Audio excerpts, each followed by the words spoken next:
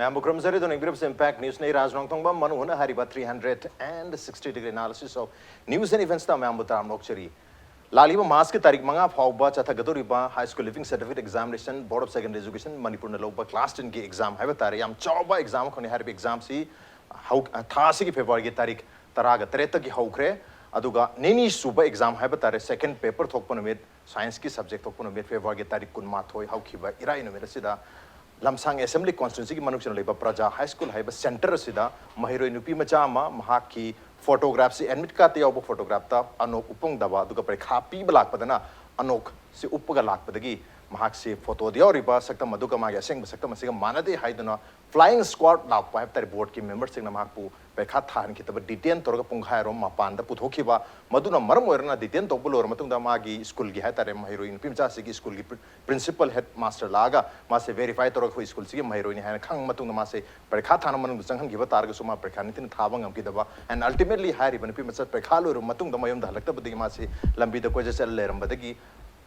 at last hai batare RIMS ki psychiatry department da pukalaga mahasi psychiatry ward ta laing bahau kare huji phawwa hai ward sida laing aga lairi hai batare mar badana yam chawba pressure ma mahiroi sing da parekha thaba sa pasima hai high school living certificate exams itself yam chawba pressure pi badum laba yam kinaba mahiroi sing dam ta yam chawba exam mani hai re exam se da tonga tonga makhal ki pressure mayam ma hai bade like la su ningtin pau da bi pablo orga su thagat pan maram odra pakhani tin thabang am da yam chawba maram su leri bani mathak sida amu flying squad ki akiba mayam se number orga mahiroi sing sina pekha thabang amakta bad lairadana wakhal leina na nar turang asidi hayeng tarik kun manga sida om subu paper thopun me sida pekha thaba yaro da bi condition da leri maram dana hai ri bus situation mahiroi ama khatang tholok pani adu busuma makhal gi mahiroi mayam su future da lakpi ai kui pressure tension mayam se mahiroi sing se hen pisan targeti mahiroi sing soidana kangau dan duna kangau duna chalak pa aruga exam pi bang amakta gi situation lakadori maram dana hai ri ba situation se ki matang da khanane na gudam tang impact news ki studio the links is joining us tonight on Manung Hutna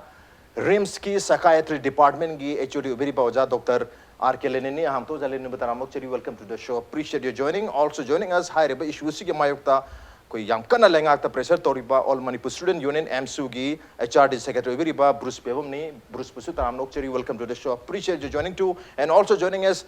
IRE groups of institution ki principal Oberi Boja Narengbam Rajivkumar ni Uja Rajivkumar pusu taramok cheri welcome to the show appreciate you joining too ahan basi ai Bruce delak jage Bruce lenga ta pressure piri lenga na su maru ena ngasi si chief minister na response to kre assembly ki floor da tongan MLA maru ena lamsang assembly ki MLA S Rajan amadi thangmoiban assembly ki koi MLA test education na question se taksalak pa matam da chief minister na pakum pikre hari pa mahiroi sina masa naba phar matung da magi paikha thana go thungda tongan arrangement tawna hona gani habagi assurance bi ki badi lere adu hojik thoi ba thodo sida flying squad haiba sida koi board ki maike de koi council work so council ki maike de ki official flying squad leri madu tanatna koi Manipur ki oina tongan ton ba koi mahiroi loop sing haiba tar student union leri ba mayam se ki mute sing su flying squad ki team sida dum office koi bossem na tra ko sem na approve tor ga chat pa mayam yaw bunina mayam se de mahiroi sing yam chaun akiba dum haitare examination hall se pekha even matum the key ni kina dum exam iri ne haitare not only magi paper du ki ba khakna tana exam du ki ba khakna tana live flying squad mayam du ki mayam se mamna hari ba ki ba mayam si ki matang da di kari haibi ninge du handa thoi be incident se di kari wa hum thambi ninge thaga chari do yamba handa ki thokhi ba issue siga chamana ba kharmang thokpa yagre haitare adu bu hauji Manipur da laiba wafam di hogi bosem boy ro ko sem boy ro na takanda laiba mahiro loop sing sigi pandam si lebak miam ni hen khangna wafam ni madadi Manipur da quality education purak pa haiba se koi punamaki apun ba collective oiba thodang na haiba tare masi bu purak na bagi tamang tongan tongan ba koi gi section sing dagi mayam punna hona biri adubo haujik laiba wafam di hai ki ba haujik thokriba ka issue si da hai tare haujik ki mahiro nupi masa sida masak manai manade tobagi matang da mahak si exam thabda ayat apan ba flying squad na pigi bidagi mahaki oiba mental koi illness lak padagi hauji su doctor da undergoing treatment lairin haibi ado khoina su pamjagi bese khoina media da su hai khibal laire madudi mahiroi nupi masa sigi oiba mahakna naba phagalakanda mahaki oiba to on special exam silbi rakanda amasu mahakna hauji layengi basida sarkar gi maikai dagi magdu sangba expense ko di mag sarkar na bear to wina ba haina hajeningi aduga board ki flying squad natraga council ki flying squad sing so khoina hajening base lisang sina satharai ba exam gi chana kanglon sing asida section ga daba mafam dana section daba iho hek hoba aduga section loidaba mafam section loidaba in the sense that yam ka hena strict oidrasu khitang akoina kai hai tare mahiroi mayam da freedom pitokpa daga liberal oiba yaba area hek section badagi toroidaba thabak mayam ma tobadagi tholakpanina ihan hanba masi haijeningi maramdi ngasi maruoina imphal gi mayolamda khoigi lairiba exam center sing sidi aduki mati mawong marin tagre adubu kitang hadoki be area da natraga singi area da khoigi akoine hena khangna akoina paludraga su school gi maming paludraga su hauji hauji su paktak na mass copying chathaba adagi khongban chenbagi thabak ji hauji makti school khari dum lairi haibe tar kudam moina haibada handak khoi AMSU na sahi ani sure akoi board ki council gi makhada makoina exam duty haina mahir loop mayang pulakan da duty khadok na raga sigi school dana sigi mahir loop na chatpa sigi nimtana si chatpa haina semi adubu akoi AMSU gi oiba akoi gi ideological contradiction khitang lakpadagi akoi yauja khidre maram di akoi na hana mamang takta lepak miyam da su hai khebe laire madudi akoi na exam matam da khak section gadabadi section badagi di sahi amada academic year amada mahiroi singa oja singa lainariba mari amasum school amada kari karama syllabus ta ige kadawai phawa timely syllabus sing se cover to banga mege duga mahiroi myam da kadawai phawa teaching equipment ta teaching aid se pdbge haibagi madom da teaching learning process ta hena AMSU na emphasis pi hai tare exam center inspection to badagi di adubu masi hai haiduna su aikoina numit khudingi natraga exam center khudimaki AMSU na compulsory chatpa leite adubu akoi gi weba special task force STF ama siamakanda miyam na complaint lairaba ifong phong na khangnaraba mafam aduga council na su phaba ngamdraba board na su phaba ngamdraba adubu miyam na di aduki matik kai hai tare arana pambai machine narkana exam chathare hai na khangma mafam di akoi khudak tum changsal lakanda akoi dum kai hai tare sumthokna bu honai handak ta su akoi recently sangai umpham higher secondary school the hek the huge amount gi khoi gi notes sing xerox copy hek question howna loi phaw tien khrabe exam matam du da pura xerox toraka da yelamba khoi huge amount da phagi hai tare masina takpadi akhoi gi lairiba mahi gi kanglon mahi gi sector asida ahoba jaga khari leire masi honaba menkhatpagi khoi gi process lomni jangjan dabida akhoi gi kai hai tare nakan nakan da haido kan da lairiba apik apik pa issue samna haibda ngasai examination gi check tawe kan haiba gumbado ado mi ma anu upi na upte na kana mi ma masak manai mana de kai si yam lai na mi ama gi keno da saki da khangba ba pone ado mahiroi du da masak mana de kai na exam da thaba changhan da du di ai oirasu ama oirta su dum kai hai tare adu di dum kibam na traga masado oiba yam nuai ta ba ma depression ma phawam thoi hai wafam se thamjaningi ana koi AMSU gi ba wafam su lebak mayam nu thamjagre ana last da koina masigi point sida haijaningi badi hauji hauji sathari ba koi gi council amadi board loba higher secondary examination as well as ICSLC examination sida makha tarakpa singdadi akhoi gi mass copying leiba na takandana khongban chenba ojana phongna answer yenba mafam singje akhoi gi board ki na taga flying council gi flying squad singsina duke madi akan miyang hanjaningi maramdi chahi chupa ma yam wana mahiroi singna tha trai thoi hotna da kanda ai exam iru gadamni haidana yam wana hotna jaba mahiroi mayam yam genuinely thabasu yawri adubu nakal amar man chahi chupa lai su pa pa tara mahiroi mayam ama khudak ki question leira kanda natrakanda na khudak ta xerox mayam oja sing dagi leira kanda madumaina tawrakanda mark phangba haidudi madudi yamna rational oidaba miyeng ni haina khali aduna makha tarakpada khoigi exam sibu yamna quality leiba examination ama khoigi mark oriented khatang nataba moral oriented oiba examination ama oinabagi damta khoi punam ki thodang lai haiba wafam sam okay hoji pawgi one lady be exam gi pattern manipur gi onadi apapa makal gi oigadaba exam du oidam oifam thopa exam gi nature du oidabri na flying squad hai tare note tawbagi chang jam wang gi rate su phawa damak leibani na flying squad ki relevance chauna dum leri makoi leitraga di mahiroi sing da note tawning bo mahiroi sing da aki ba leitabagi phibam leri maduna flying scout ki mathau su adumakti tari but flying scout ki mathau tabasi ki marum da haigadra masiga loina na haigadra masida mahiroi ni pimsa mata masigi checheng lakpa mamang do sigi simang natraga su similar hairam manaba cases adum leigiba aduna sum makhal gi khoi psychological impact na chauna sapu lai handa ki case su yeng biraga aduga sum makhal gi case lai se koina toina lawoi daba case ni haidi flying squad se madi maru oi re haba tar ko examination mong lai ri manipur ki examination style se di flying squad ki mathau ta ba jam de dum lai re jalin lak chage do kamai yeng bani flying squad su mathau tare aduga masina piba yam chawba terror hai tare psychological impact na mahiroi sing da peka pi ki dur mesing da dum lai ri ni makhoi da depression ki symptom da chawn uthok ta ba tar ga su adur ani si gi relevance ani si gi mari se flying scout ki laitaw ya da ba plus masina mu piraka da ba psychological impact si koi karai phau ba check to bu yai kamai to bu yai kari ma khum thamine ya pagani ngasi gi topic si yamna mak relevant oi ba ama oirare ngasi di ꯀꯔꯤꯒꯤꯅꯣꯕꯨ ꯑꯩꯈꯣꯏꯅ ꯃꯥꯡꯗ ꯐꯣꯡ ꯐꯣꯡ ꯁꯥꯅ ꯑꯩꯈꯣꯏꯒꯤ victim ꯑꯣꯏꯅ ꯍꯥꯏꯇꯥꯔꯦ ꯃꯥꯁꯤ ꯄꯔꯤꯈꯥ ꯊꯥꯕ ꯉꯝꯖꯗ꯭ꯔꯦꯀꯣ ꯅꯥꯔꯒ ꯂꯩꯔꯦ ꯑꯗꯨ ꯀꯔꯝꯍꯥꯏꯅ ꯑꯅꯤꯁꯤꯒꯤ ꯑꯃꯁꯨ ꯃꯔꯨꯑꯣꯏꯕ ꯉꯥꯛꯇ ꯑꯣꯏꯔꯛꯄ ꯑꯅꯤꯁꯤ ꯀꯔꯝꯍꯥꯏꯅ ꯄꯨꯟꯅ ꯆꯠꯃꯤꯟꯅꯕ ꯌꯥꯒꯗꯒꯦ ꯑꯗꯨꯒ ꯑꯐꯕ ꯃꯑꯣꯡꯗ ꯀꯔꯝꯍꯥꯏꯅ ꯄꯨꯊꯣꯛꯄ ꯌꯥꯒꯗꯒꯦ ꯍꯥꯏꯕ ꯄꯣꯠꯁꯤꯅꯤ ꯂꯥꯛꯏꯁꯤ ꯑꯩꯈꯣꯏꯒꯤ ꯑꯦꯛꯖꯥꯝꯁꯤ ꯑꯩꯈꯣꯏꯅ ꯐꯤꯌꯔ ꯑꯣꯏꯅꯅꯕꯒꯤꯗꯃꯛꯇ ꯐꯖꯕ ꯀ꯭ꯂꯤꯟ ꯑꯣꯏꯕ ꯑꯩꯈꯣꯏꯒꯤ two the real true sense of the examination ꯍꯥꯏꯕ ꯇꯥꯔꯦ ꯃꯥꯅ ꯏꯖꯔꯤꯕ ꯃꯥꯅ ꯍꯣꯠꯅꯖꯔꯨꯔꯤꯕꯗꯨꯒꯤ ꯍꯣꯠꯅꯖꯃꯟꯗꯨ ꯆꯨꯝꯅ ꯐꯪꯅꯅꯕꯒꯤꯗꯃꯛꯇ ꯑꯦꯛꯖꯥꯝ ꯑꯃ ꯇꯧꯕꯁꯤ ꯌꯥꯝ ꯗꯔꯀꯥꯔ ꯑꯣꯏꯕ ꯑꯗꯣ ꯉꯁꯤ ꯍꯧꯖꯤꯛ ꯑꯩꯈꯣꯏꯅ ꯕ꯭ꯔꯨꯁꯅꯁꯨ ꯊꯝꯕꯤꯈ꯭ꯔꯦ ꯑꯩꯈꯣꯏ ꯃꯅꯤꯄꯨꯔꯗ ꯇꯣꯉꯥꯟ ꯇꯣꯉꯥꯟꯕ ꯑꯦꯛꯖꯥꯝ ꯁꯦꯟꯇꯔ ꯃꯌꯥꯝ ꯑꯃ ꯂꯩꯕ ꯇꯣꯉꯥꯟ ꯇꯣꯉꯥꯟꯕ ꯗꯤꯁꯇ꯭ꯔꯤꯛ ꯃꯌꯥꯝꯁꯤꯗ ꯁꯥꯏꯃꯜꯇꯦꯅꯁꯂꯤ ꯃꯇꯝ ꯑꯃꯠꯇꯗ ꯇꯧꯕ ꯑꯦꯛꯖꯥꯝ ꯑꯣꯏꯔꯒꯁꯨ क्वेश्चन पेपर से सेम क्वेश्चन पेपर इनरको ओइरगसु अदुदा क्वालिटी करमाइना मसागी ओइबा ओन नॉलेज ना इबा करम मफमदा अतोपा कोई मिन सतै खर सिनबसु कोई अदुम इफोंग फोंगना अदुम मैम खंगनर वाफंग माक्तन हाइजरिबा कुदमोइना कनागुम्बा अंगांग खरदी पेरेंट्स खरदी mayumdagi lapna chalaga da yamna inconvenience ka ba among khudong chada ma among thengnaragashu arabara pampham da chalaga baraga lawraga mafam du da leira kan da exam ko thaba leirisi madugi nunggi oiba arthadi mayam loina khangnari bidune ba ko aduna aikoina n sidang uraga aikoigi min sidi he kauthokpa hai tare ai mark fazana phangba parikha fazana success oiba mai pakpa aduga tungi oiba aikoigi lambi da khudong chanar mai damakta ma khara phangnana bai damakta mana sinariba min se सात्रमो इतारगदी मा फजना पारकांदा digest तौरकांदा हन्ना नरियार्स revise तौरकांदा exam whole सिदा even mock exam का तौरकांदा फजना परीक्षा सिदा माइ पाकना face तौनबि दमक्ता होनबसी अंगांग अमगी तौफम तोकपा अदुगा तौनरिबा ngang हेबा अदो अंगांग खरदी हाइरिबा मिन से अतोपा मिन सोइना सिनबा यामना हार्ड वर्क तौरकांदा मपम मतम चाना होना होगद्रगा नत्रगा होनागे खंद्रगा नत्रगा होनो हाइबा याद्रकांदा अदुगा मयामना पास तौनरिबा दुदे दमक पांबा mayamna mag yam phangnari du de dumak pangba asidagi lakprai na khanse aduga masage namong overall akhoi gi khunai si goiba moral se muk yeng kanda angang duna dumai khallaga su parent duna muk adu encourage tawdaba taragadi hariba pot si tholoi damne ba aduga angang sina su adu pame parents sina su afapata thidana igi cha se mana afaba ma oikina ba haibadi mag yam phangnabai damuk ta ma su mi chang jelle aduna muk oza sing sina na traga parkha lori ba system sina muk deter tawba taragadi ya handaba taragadi adu su muk mai pa oi duni aduna mayam si amaga si loina akhoi fattaba lambi haigadra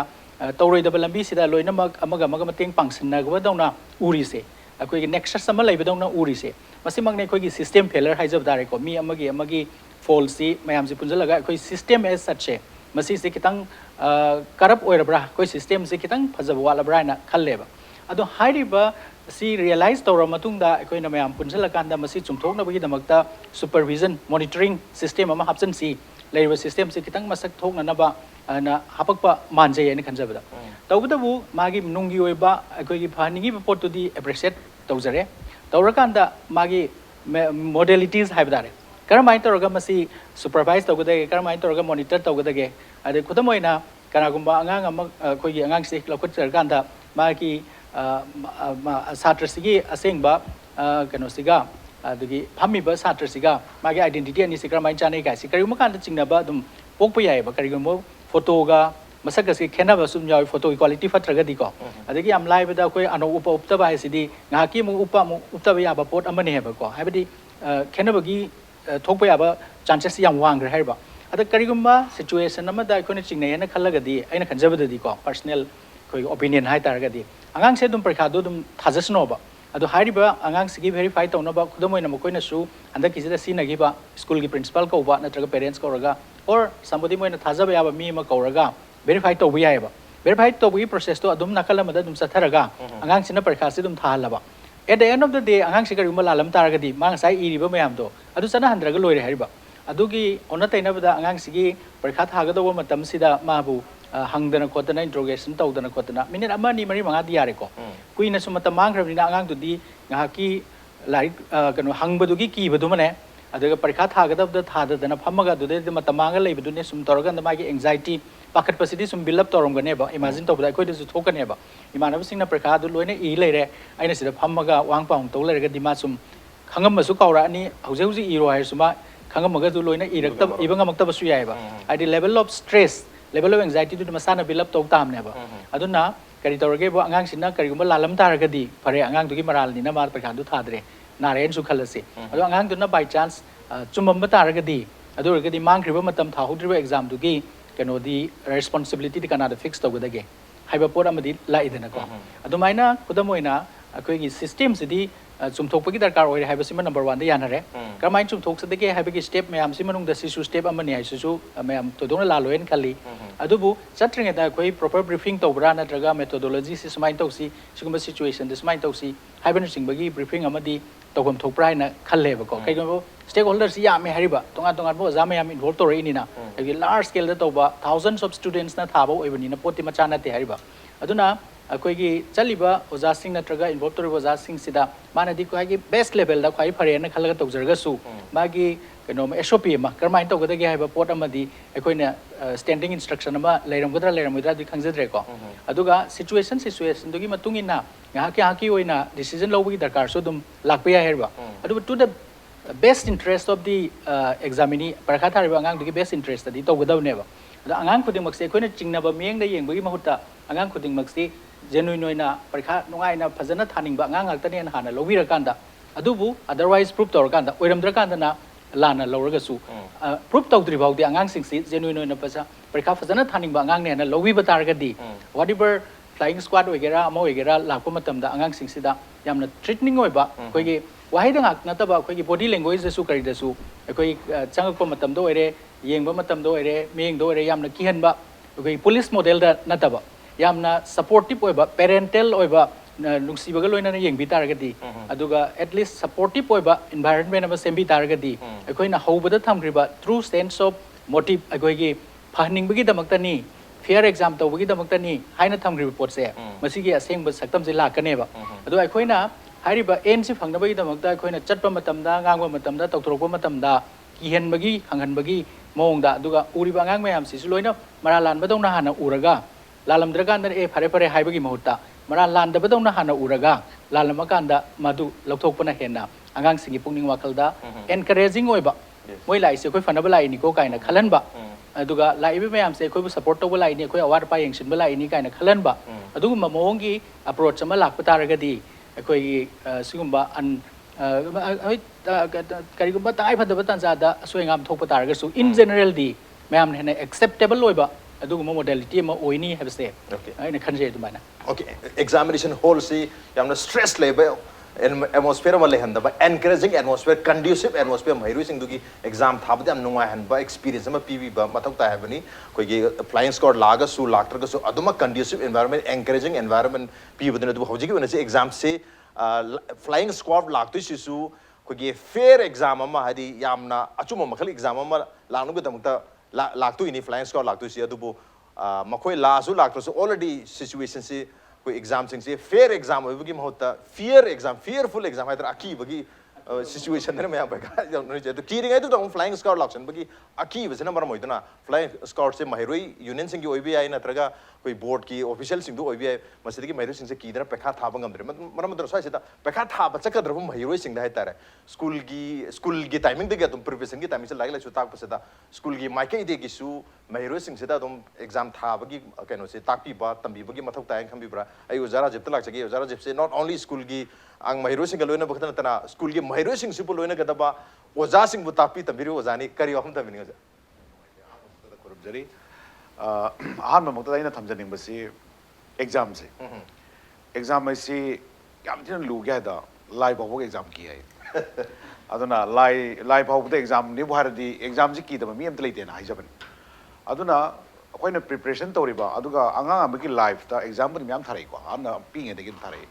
अदु माइ monthly exams देगी अदुम terminal exam ma'am थारै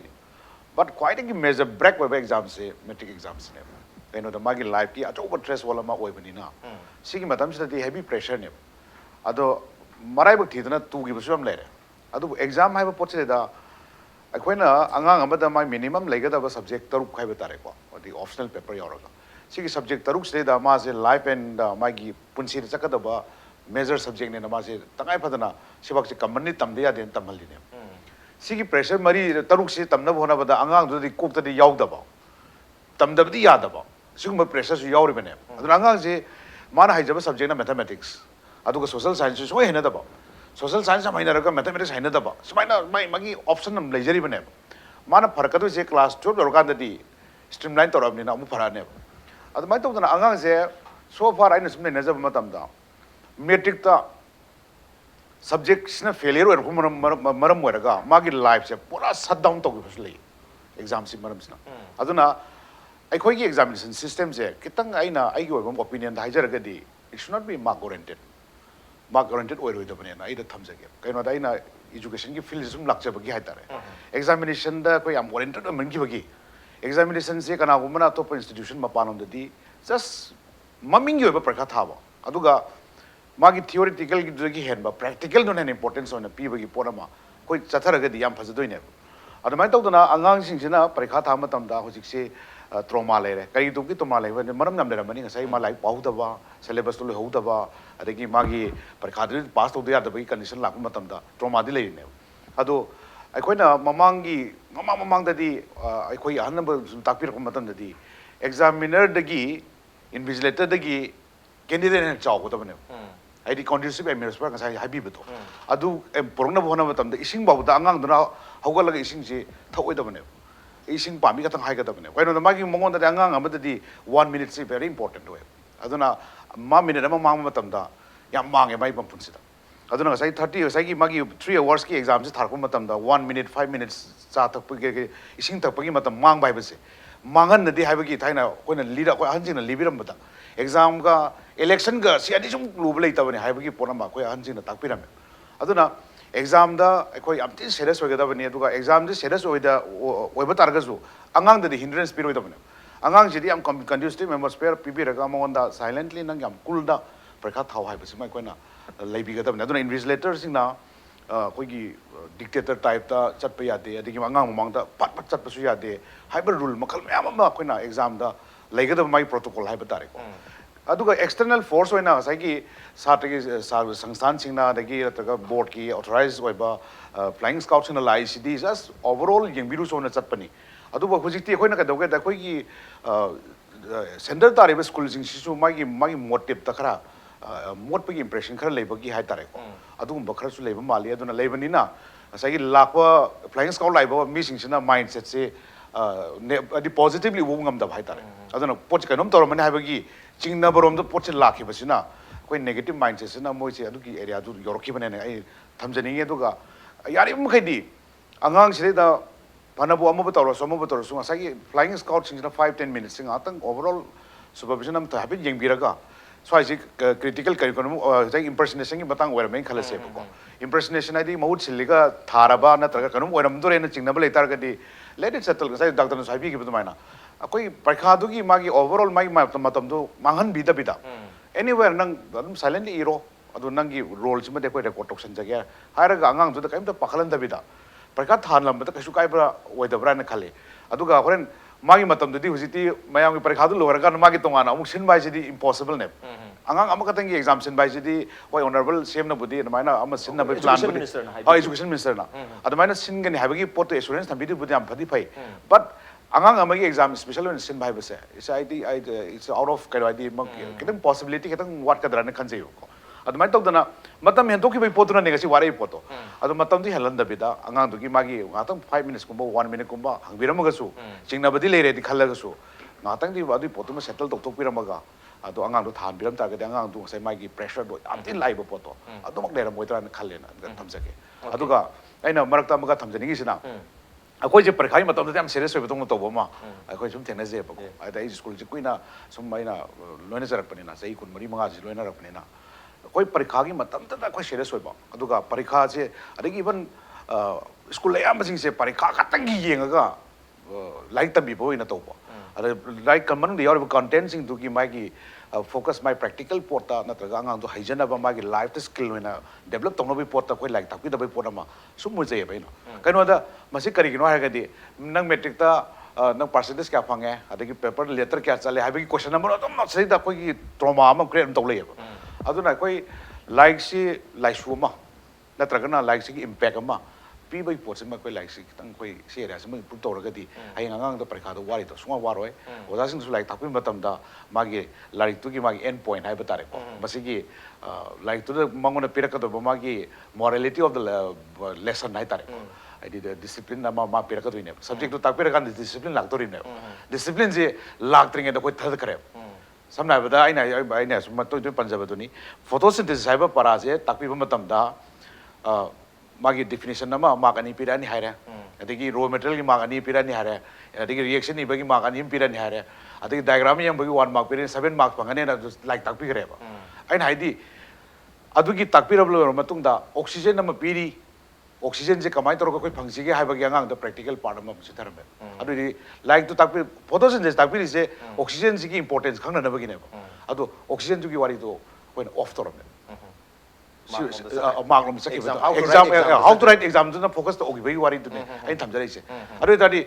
magi importance of the topic to gi adu focus to biram taragadi u thaborom to mai on chana ngone khale mai thamse yam hazu ba humne koi like koi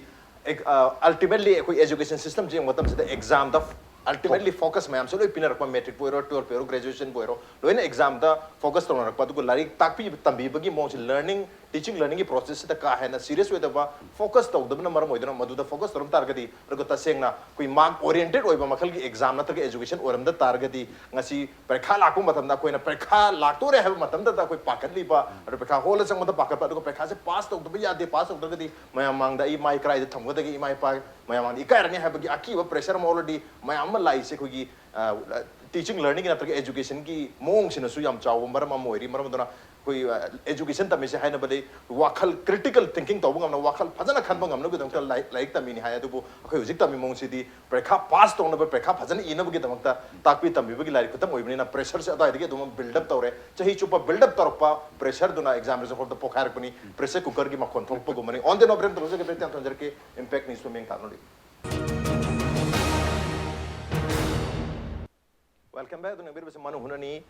aduga manu hunta ngasi khana jeremi basina how khiba paper ge tarik kuma thoida bosem na loba high school living certificate examination metric examination ki nini chanba numit ki parikha da praja high school lamsang assembly constituency ki manu chana leiba high school sida mahiroi nupi macha ma parikha tharing e manu sida flying squad lakpa flying squad na magi enemy card check to matam da enemy card tayari ba photo du dana anop utaba du ka parikha pi ba lakpa na anop mutagi sak manada batagi ma se parikha che detain to ba du detain to bi maram se not only masak manada ba khak tu sunate maru oina ma ki date of birth se mana ijabaga adu ga enemy card tayari ba date of birth har ma gi pok pagi chahi se su khenaraba adu ga ma gi signature handwriting su khenarami hai maram maduna ma se sangna detain to khre pung hai marom detain to matung da ma gi school ge principal kaure la matung da ma se parikha pi ba di ya halle principal la matung da phaw nga dum pi ba yang gi di hai du ultimately parikha pi ru su ana sang matam der parikha pi su ana sang tri mamang se da ma onda kian ge ba hai tare nang mi gi mahut se laga parikha tharam abni na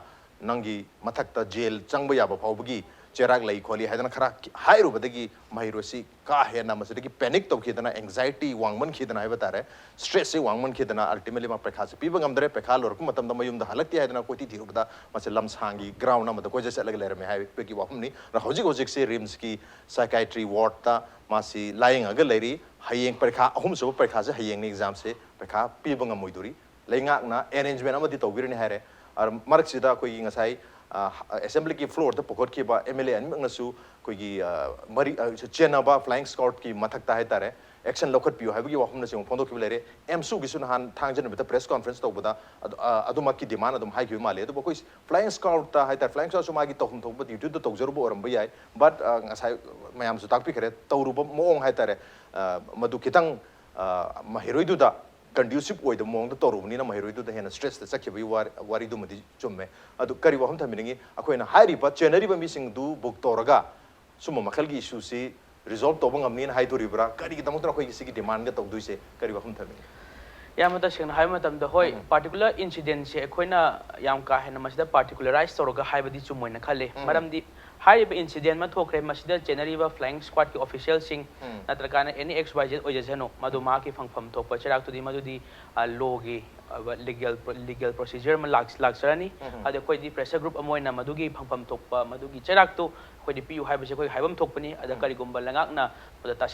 tasina da ba ta di koi gi oiba democratic means of koi gi pressure group amoina madu gi tawam thokpa koi torok pa tamne ado lairiba koi gi whole education gi system je masida kaithara pagi mami dunia koi na hoji uri base mamang tak to koi gi panelist koi ojani na haibigre haibidi haujik lairiba Manipur gi mahai gi kanglon asida koi si yam ka hena exam oriented amasu mark oriented oigre hek pi iba mahiroi amadagi haurakanda mahaki sahim da pangthok liba mahaki academic venture sida lairiba examination sing first term second term half yearly adagi final exam to class 10 boy 12 boy ro natakanda lairiba pot mayam sida koi se mark ta loimak emphasis pi na maram akanda how to score more marks how to score the highest mark haibagi masigi grit sina ta sengna haiba matamda yamna optimistic oiba environment ama mahiro myang makta sagalaktre yamna pessimistic oiba negative oiba trait amda koi salak badawna manipur gi how ki ba matam khara sida koina uba phangi hai tare maru oina koina sahi khuding dum thoe board ki koi se thok se yengma matamda a mahiroi ama mark asu walamme adagi position chan gadabla chalamdre adagi magi mark to asuk soina piram me haigum masi kai dagi tholai no haira kanda dagi question leak oibagi wafang thoklai singse tasengna koina mahiroi lup amoina phauja matamda masi khudimak se punna khoi gi lairiba oja sing aduga maruina ma pa ki su asobe am leina khoi khanje masi mahiroi ngaki asobe ngak su natte ana manipur da aigi isa se khwai dagi hena first position ta haningi ni adu ta haningi ni haidana tawbam thok ta ba pambai mayam ama haitare maduna mahiroi sing da masagi oiba self criticism natraga hayeng mahakna yamna mark yamna fangba gold medalist natraga tasengna position holder ama oida su khudimak position holder khudimak haibana te dubu mahakna position holder mu oiraktar su khunai sigi oiba hakna lamdam sigi oiba kaitare citizen amoina responsible over person amoina karamaina khoi khunai si ek tau gada ge haibdo ngasi di loima kaw tho kan da ngasi di yamna privatization da wakhal su aduga thabak su aduga punamak se highly corrupted over khunai am da khoi ngasi hingi haibda tasena haiman me thok loi board ki council ki maru eba thau puba sing akoina masak maming paludraga su adagi khoi gi exam gi question setter sing question set tau bai se taseng yam confidential oi pone question setter sing na masa masa gi marnai tuition tok khanare tumin na adagi maru oiba school sing sida khaga faw school sing sida position lepni haidana koina asa tauba khoigi mahiroi like faba sing si khoigi taiba question setter sing aduga head examination ga tumin na tuition to hanba ma pa na sen chauna pia kanda exam ya numin humni even 7 days only 1 day faw yawra kanda makoi ma da pubai se masi chanabi oina ngasi la yam ka hen haidok na da wane masina maram oira kanda hayeng khoi exam gi result haidorak pasida su tasengna even haina bawole mani tarni wale ngai da she or he is the first position holder the hanati ma 5 position tare 6 position tare mari position yaw kan haibise predict to bangam magi situation mangasi manipur la ibase taseng haiba matamda ai khoi gi khunai sida laiba khoi gi mahai gi sector sida tongan ba hierarchy mayam lai ta su tasengna mama pa kharadi asobo official singa manarakanda mahairoi sing sigi mark lalonna bagi miwe kanglup ama natakandana oja kanglup ama leirabra haibagi signal do ngasi AMSU da phause haiba tar aduna yam ka hena khoina exam oriented oibisu fatte mahiroi amana mahaki punsida tasengna mahak yamna academic line yam fataba mahirum da ma sports yam lingam bayai natakandana magi tongan ba ma tien yam ka pa hairam bayai natakandana ma layak ba mayam hairam bayai aduna mahak ma ki chanari ba line du da tharakanda afaba mi ama oirakanda hayeng kunai sida mahakna pirakpa contribution dune hena yamnina ai hagre khanje sine ba hoisa kholakpa even western country da tawri mayam je ana koi manipur lai haigera hairoira you have to study you have to get high marks haibase masi mahiroi khudimakta pura kai haitare khoi loilam gi kok amoina thamai ba tongna toksulakpa jidi tasengna masi khunai si afaba hena khumang jausan ba progressive oiba maikai da jangjilu haina khali masina fraud adagi impersonation corruption mass copying dum hegalakini sumyang biu sa hau lakador bi sahi singsida su aduga masidagi akoina afabani natrakana base position holder ni natrakana gold medalist na puthore kador mahiroi myam se masigi lisang sitpak manipur gi khunai sida ngasi myam na akoi oppressed people sing na wari bi issue sing siga common people sing se kayam samjan narige haina mahiroi afa ba hogi ba like haiba myam ji yeng matam da tasengna yam ningba kai ningai ne haiba tare aduna khunai sigi oina apunba kai tare collective khoi system sigi failure ni masidi koina kai haitare mayondo koina ka chongkhalakadobdi kana de aduna masidi ka haitare maradagi hona phukpa machang hena okay maradagi hona phukpa changi adubu yam thu na haitare ngasi hayeng sidadi hekta koi education system si thakti change toroi duri draft national education policy ni singba tawkhibdi lere adubu madu ground da haitare ground reality da madu kam gandi implement taraga mayam da chana bahortuna habduna yam chaw wahang adum oire duna hojiki onadi we can't blame solely on the education system can the system just why some lairabani na so asida sumba makalgi ngasi yam chaw na tholai batari kun ma thoigi case ꯑꯩꯈꯣꯏꯒꯤ ꯁꯤꯁꯇꯝꯁꯤꯅ ꯄꯤꯕ ꯈꯨꯗꯣꯜ ꯍꯥꯏꯇꯥꯔꯦ ꯑꯐꯕ ꯈꯨꯗꯣꯜꯗꯤ ꯅꯠꯇ꯭ꯔꯦ ꯃꯁꯤ ꯊꯣꯛꯍꯟꯅꯤꯡꯗꯕ ꯈꯨꯗꯣꯜ ꯑꯃꯈꯛꯅꯤ ꯍꯌꯦꯡ ꯄꯩꯈꯥꯁꯨ ꯊꯥꯕ ꯉꯝꯗꯧꯗꯤ ꯃꯥꯟꯗ꯭ꯔꯦ ꯑꯉꯥꯡꯁꯦ ꯑꯗꯨꯅ ꯁꯨꯝꯕ ꯈꯨꯗꯣꯜꯁꯤ ꯂꯥꯛꯇꯅꯕꯒꯤꯗꯃꯛꯇꯁꯨ ꯑꯩꯈꯣꯏ ꯑꯣꯖꯥꯅꯁꯨ ꯉꯁꯥꯏ ꯑꯍꯧꯕꯗꯁꯨ ꯃꯌꯥꯝꯁꯨ ꯊꯝꯕꯤꯈ꯭ꯔꯦ ꯑꯗꯨꯕꯨ ꯑꯩꯈꯣꯏ ꯁꯤꯁꯇꯝꯗ ꯈꯛꯇ ꯇꯥꯏꯅꯔꯒ ꯂꯩꯒꯗ꯭ꯔꯥ ꯀꯔꯤ ꯀꯔꯤ ꯑꯩꯈꯣꯏ ꯌꯦꯡꯁꯤꯟꯕ ꯌꯥꯏꯅ ꯈꯟꯕꯤꯌꯨ education se siksu fazana thambi khre ina su yam jajaningba do education ai sidi kaino harga mating leiba mioi ama semgat na baneba mating leiba mioi haibasi karina yardstick oigadageba karina ongadaga mark no ole ba hujikti ado khoina sum ujaba kanda gasai rules na su thambiba ojana su thambiba mark yam phanghiba ngasi dei chahi 10 gi mamangi satra sing sig records tek te yengse ba akoi position holder me am se ngasi yamna koi magi life ta success or in the true sense of success ko ma du tamgre haibna nataba magi mahi du tambalor kan mana karamba yamna kunai sida susanaba thabak ama tawkrage kunai sigi karam mating tawkrage thanaba yaba mioi karam oikibe yam yawi ko loinamakti oideba aduna it is not only the yardstick to aduna teba masi khaktana yardstick oibe ar masi khaktana lepe yaroeba aduna taba tongan ba magi magun mayam ama changeba basically the koi si mioi ba koi human haibdo mi ama oibagi chen pham thoku magun sing do khar khar sumang sala brain khalleba aduna system hariba ama hariba punamak se magi constituent oiba koi mioi ba ama mam sida lak toineba system se kana sabno wa koi mioi ba ama mam na sari neba koi mioi ba ama mam sigi kunai gi mioi ba ama mam se koi se masigi quality se sum handarak pa mind se sum corrupted orak pa ai na sai ha nu samjabado aina pame pot sidi am clear oi ba ingonda ado hariba clear oi ba pot se phangna ba lambi sidi karum kan yamna hard work darkar oi ba yamna honest oiba darkar oiba yamna long term struggle mo oiba darkar oiba matam sida mi oiba sina shortcut thirakpagumba arrival lambi thirakpagumba paningdana phangibagumba aduga maram chummi chumde khangdana aidi phangaloi haibagumba potsi yamna lakprai na khalleba aduna maram oirakanda akoina thohaningdaba oheningdaba mayam se adum oirei ni na education gi lamda khaksu nate tonga don lamda su mi yengbiyoba hariba potse dumak adum ifongphongna adum ubaneba koi kunai sida aduna di koina kari dobada ge harga ngasai system hongdok pa haibasi su akoi loinamak sida mu koina hainaba leidan ko kana gumba ama kari gumba ma hongdohan ge habadi yang wai ba ado ai isa se hana hongdo aganda di hongdokning ba pot to tarakna bagi ihan han khongthang de aduna oidoi ne ba do ai se are you satisfied with yourself nang na ngangi ba nang na khalli ba nang na chali ba education nang ni yengning ba miyeng sai parents ne harsi ai oja ne harsi natraga ai isa mak se satra ne harsi ado aina satra ma oi ba kan da cheningi ba magun aina honaning ba honagada ba aina tawgada ba thabak sing do ai tawrabra ado ai ozani ado afaba school lam puthok ni ai satra am puthok ni ado aina tawri ba aina khalli ba basically aina khalli ba ado aina lawri ba approach se chumabra ado ai parents ma ore ai cha phaba puthok ningi ai cha puthok na ba hona ba kanda aina tawham thobu thabak si tawrabra ai ba sida wahang si thamjaninge ba ko ado masima thamgra matung da aina kanjabada aikoi gi life sisu exam ngakta ni ko akoi gi class 10 12 11 si khakta bo exam ne na idi lawjaning de every step every moment aina ngangi ba sai ba chali ba tawri ba khuding mak se masi se exam ngakta ne ba ado exam se ama gi mathang da ma pass tawra kanda yamna exam mayam ma phajana pass tawra kanda afaba mi achang ma mi mitoi mi hen ba mi haido ra ka doi ne ba exam mayam se mathang fail ora kanda ma si mai thi ra ba mi ma oi doi ne ba ado mai thi ba mi di kanam to oining dab ni na mitoi mi hen ba mi do oina ba gi damakta na taw pam bai sin na ba se masidi karigi no hire kanda madi warning dana nungai ba pamba aduga aina phangroi do popor amasu adum karamba ngasai gi yamna ambitious oibagi mahutta yam greedy oiba ambitious oibdi am phai ba aduga ambitious oibda ni na khoya phaba mayam am torei ba achoba thabak mayam pangthori se adu mi kharana phangnei aisu phangda yade hana greedy orakpa aina sibau ngambadu da sibau phangningi haibagi greed ama lakpa adudai dina taw pambai sinadrede ai ka ba ngamdre ai di limit loi khrabne sima leire aduga hujik akoina ꯑꯩꯈꯣꯏꯒꯤ ꯏꯖꯨꯀꯦꯁꯟꯒꯤꯗꯤ ꯑꯩꯈꯣꯏ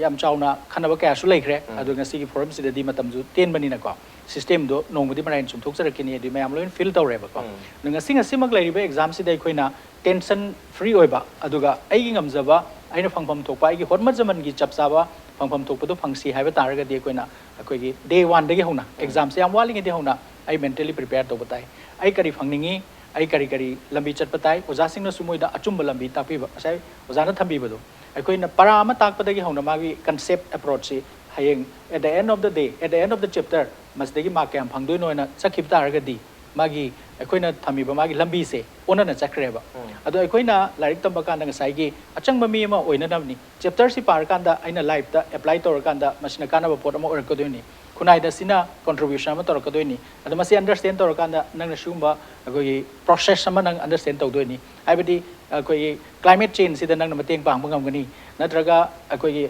agriculture da nang product hen puthok bangam gani natraga nang na scientific invention ama puthok pada nang si mateng oi doini sigi scientific process natraga theory natraga formula sin nang khanga kanda di sumaina apply tau ya doini maroi na applied aspect of the knowledge akoi ni tak tawa chimpa torga andak su koi oza khara wari sagan da hai se andak ki question si di khara nuai te chimpa pharga koi gi tuition da yamna kano tuition oriented to bangang sing di kumbam tang ama maroi haibde kitang magi question gi mawong ade hangi ba mawong do kitang hongdok pa kan da masi kumbangam da ba adu nga sai gi aina haijaba koi gi topic to da koi gi subject to da fazana mamutta na khanga kan da hayeng masidagi anything hang ko matam da masigi basic si gi da based or kan da loin ma khumba ya poto adu da na tam gi ba angang du di any mong da hang direction ma khumne ba kenu ma he understood the subject adu maina tam angang si kayam yam ge hai si ju pangam yam ba man de ba ade khoi na muk khoi generalize to ya da ba na angang si satra si category ya me ba satra khara ma di pachana par kan da position mayam da gi compete to kan da mayam da gi hen ge aina khwai hen ge natraga hen ba group to ching ge ha ba angang kang bo ma ID pass to ba ngamna na ba ID mayam first division second division oina na ba tau jagi ha ba kang bo ma ID pass tang to raga kaino angam ba thaba amra changra ge ha ba kang bo ma adu moi gi kaino sing se goal moi gi the thami ba target adu gi khena bai matung in na koi gi approach su khena ba aduna karam ba ngang na kayam na hariba unfair means si na ge ha du so dum masdagi dum imagine to we are ni ko adi kara amadi lyric si mayam tamne na tamba natraga parents nang pasi ma tok tho hai ba natraga nang si pastor di sum thaba ma happy ge hai ba gumba nai si pastor dr di nang kaim sang na ro hai ba gi to bo gumba aduga lyric pa ge lyric tam ge lyric hai ge hana ha no mo hauti khalu da bangang su yaw da na te hai ba ko aduna category sing si yeng ba matam da karam bangang sing na khra hen na sigum ba gi unfair means hai gadra nataba koina toroi da ba lambi da oina magi mapung oina based or ka prakha su dum kenara ine ba aduna exam ama prepare to kan da day 1 da gi hogadabani physically mentally and magi conceptually mase phajna prepare to matam da angang masagi su marsuba role lay aduga oza gi su achoba role lay oza hai bisi koina hangana yengba oibam tokpani do hojikti koina adugum oza si khari tangi ko adagi ahum subda parents and guardians sing mokoina aran balami da toraga phangko mark si thagat piroi dabani nangna chumna tawjaro maga even mark am phangtra su we should appreciate nangna hona jari do ado ai am appreciate tawi amuka hena honor ga ai su function ge sidai hena phajaba result lakani haiba targa di angang du da magi honesty honoring bagi chang aduga aina phaba to kan parents harawi haibagi mangonda phau hiba magi itil do that will be a long way in the success of that boy's career girl's career aduna tana any xyz dagi sillaga kholaga ama toraga phangba mark to da pangtha da thagat piba targa di ekoina angang du da aphaba tambi bagi mahuta nattaba pambai sinaba natraga nattaba khal khanba natraga pukchel sengdaba tambi base sidi kwai dagi hena koi dangerous oiba koi trait amani dangerous oiba khongthang amani haina idi lojai okay ma pa singna aphaba thawak tor pura macha sing yam honestly pukchel singna mark manga da phanga su tara jo phanga su puthong matam da madu appreciate to ba mathau ta habne aduga phattaba pamai sinaraga ma yam phangpu da appreciate to bi lei taraga di soidana long run da ai madu do hen inculcate to no madu hen chakhol na bagi madu hen to haning bagi pambai am oi gini mamadana hojik lei exam system hai ga hojik lei education system asidi yam thu na hek wongba yaroi dabni na akoina mahiroi sing si yamna successfully exam se karam na mai pang na than ga dagi karam na aran ba pambai se dar pekha than ga dagi habi wakalon da hojik tagi hong na habi tar pekha yam waling ai dagi lai lai su tambi ba timing dagi education si pi ba mathuk tari not only school khal tagi na tana yum dagi suma ba oi bising na fazana ningtin ma khong sombi ba madi mathok ta bo dumadi adumuk lere aduga yard stick si hojik on di mark sina yard stick oibni na afaba hadi aran ba tau to exam ama phangna bo har matam da board na natraga council na flying scout na sing ma thaudo ga aran ba tau dana ba mayam si check to bo lai ne sing ba yam phajaba motive ama da lai ne adu ngasi di madu check to ru da soidana result pam da result ma bosem na sumadu pam moi council na sumadu pam moi madu result to makoi na pam over result tu na te tu amadi la ado koi mark system ada education system si lai ri basina maram oiraga sigi ngasi gi situation si lak pani haibadu madi mayek seng na re do ma pa gi jam chaw role ma lai sum masit encourage to dana ba haidana ado akoi na like tak pi tambi bagi process da chahi chupa akoi si exam oriented oiba lari khotak tura adum tak piri hana logu der masi hongdok pa yaroi da bra koi national policy na traga state ki policy lak traga de koi school na oza sing dona na traga mahiroi sing dona koi chahi amma learing edu da ani learing edu semdok po yaroi da bajala ayu za Rajib Tlak yaro da basule lete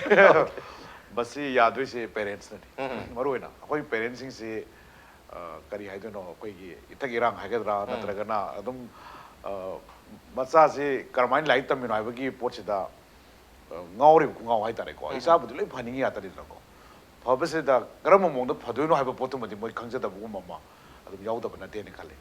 kaino da national policy of education ki india ki ba pattern se kuji makti kuji revise tona kan hona rim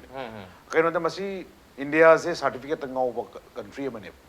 si aduna koi se education na karam makal ki education ra kan da british ki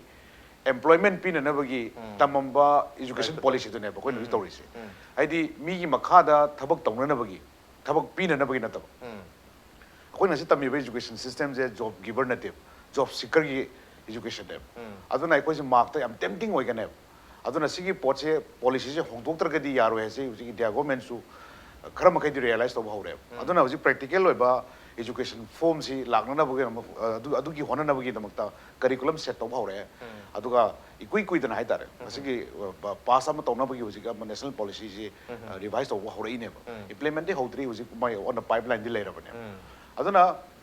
uji koi ki parents sing na gyan ta bi ga da se maru na koi manipur si di amram da apha da har ga di pangtan chatpa aduga phat bhar su pangtan chatpa ai di follow ai di karai de chato no di khang da ba aduga mi amagi maning da